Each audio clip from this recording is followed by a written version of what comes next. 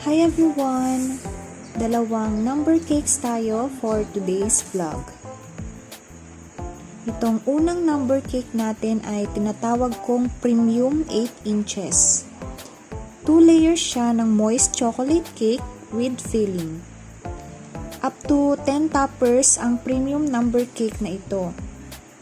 Choice na nga ng mga clients if printed or fondant yung ilalagay na topper. Freehand lang ang pagkakat ko sa mga number cakes. Bale, ang design ng cake ay para lang siyang jungle at personalized din talaga yung mga lions na ilalagay natin na topper mamaya at may sinend talaga si ma'am client na picture ng stuffed toy para panggayahan nito.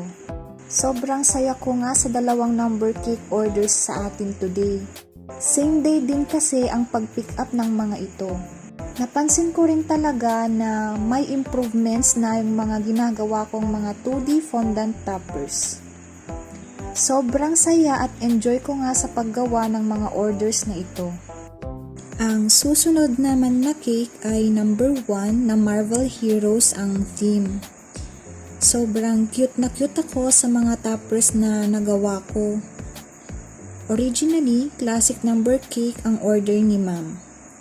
Ito ay 1 layer of 8 inches cake at printed na lang daw ang mga toppers.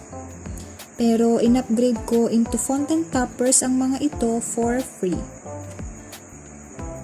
Tingnan nyo naman yung mga nagawa kong toppers. First time ko nga lang talaga gawin yan at medyo kuhang-kuha ko nga sa inspo na sinend sa atin ni ma'am. Ito na nga yung finish look ng ating mga number cakes. Ang gaganda at ang linis, no? Sa mga mommy clients natin na umorder ng mga cakes na ito, maraming salamat po sa pagtangkilik at pagtitiwala sa amin.